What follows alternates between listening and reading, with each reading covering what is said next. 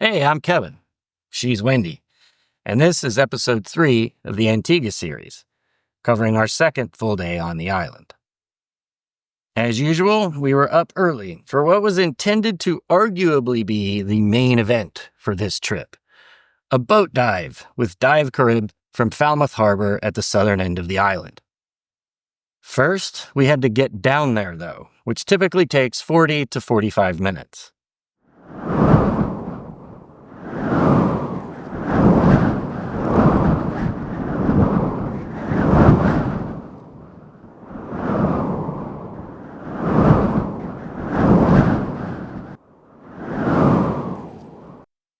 On the way through St. John's, we made this same right turn I showed in the previous video, but this time there was a bit of a surprise coming our way.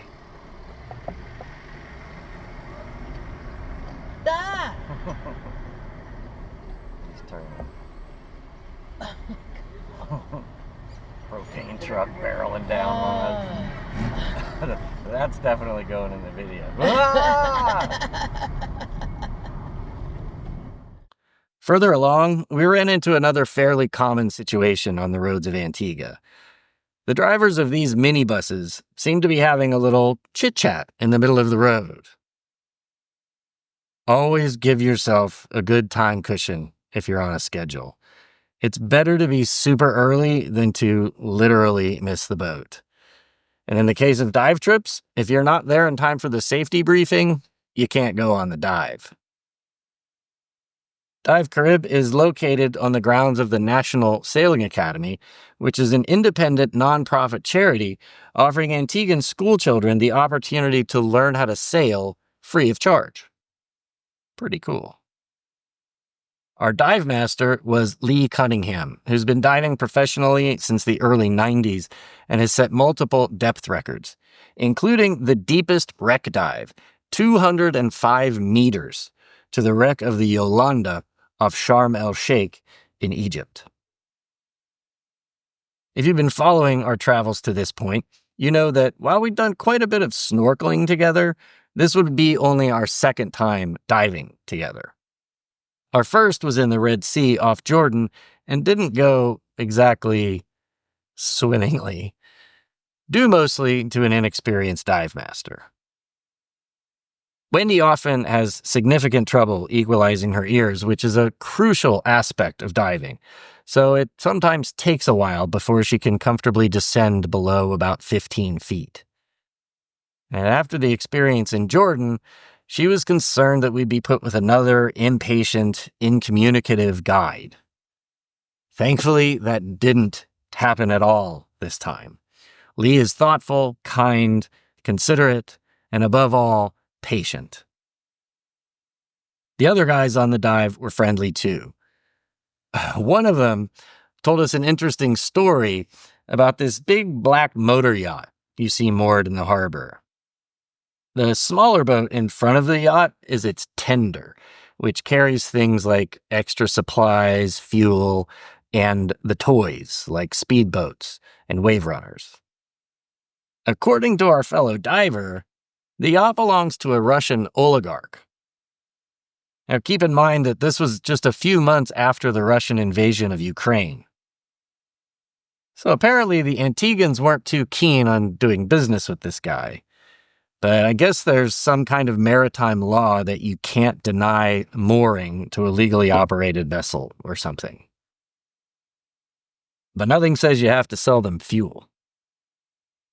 So there it sits. We were diving one of the most famous sites on Antigua, the Pillars of Hercules, which is only around 15 minutes by boat from the harbor.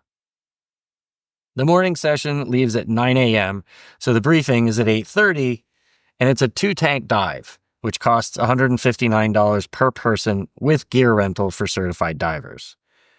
We usually bring our own mask, fins, and snorkels, but rent the rest of the gear. You can also hitch a ride and go snorkeling at the dive site for $50. Fortunately, Wendy was able to equalize very quickly. Unfortunately, her unfamiliarity with the newfangled BCD meant she had some buoyancy issues. Overall, though, we had a nice dive. Wendy chose, as she often does, to stay on the boat during the second dive. Now, I think I'll just shut up for a couple minutes and share some of what we saw below the surface that day.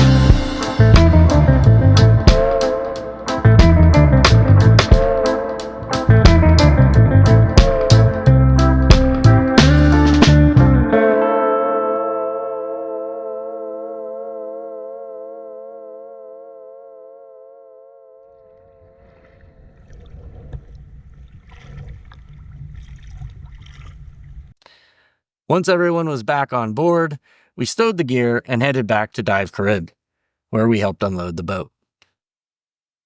This is when we realized that we were both famished. Lee and his workers all recommended the restaurant right next door, Island Fusion, which is run by a lovely Jamaican woman named Sandra. The dive shop boys suggested the jerk pork, so that's what I ordered, while Wendy had the curried goat. This was the first time either of us had ever tasted goat, and it was very, very good. As was the pork. Lee even popped over to check in while we were there.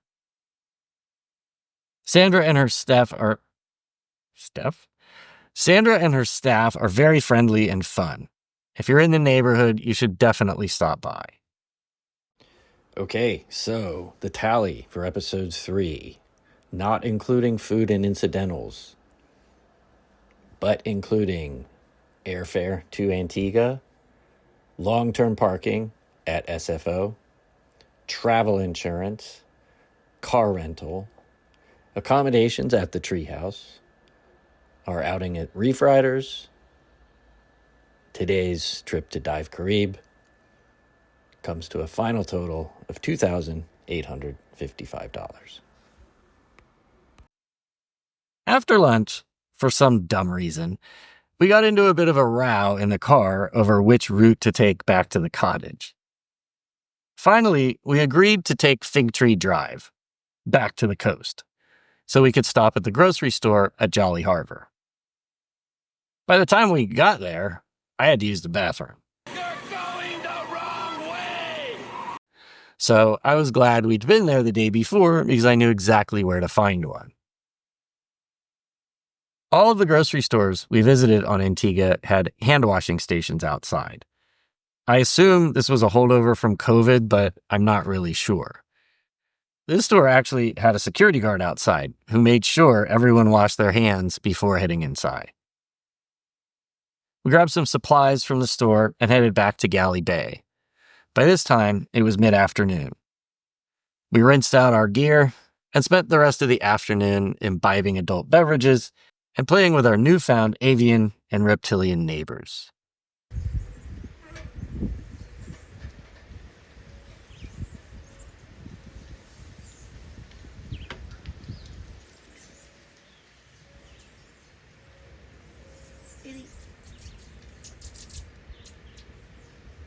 Oh, did you see that? What?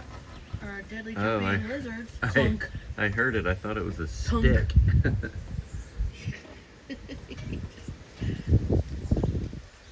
That must have not felt very good. Thunk. I'm pretty sure I grilled some chicken for dinner that night. That's it for this one. Short and sweet. Thanks as always for watching. See you in the next one.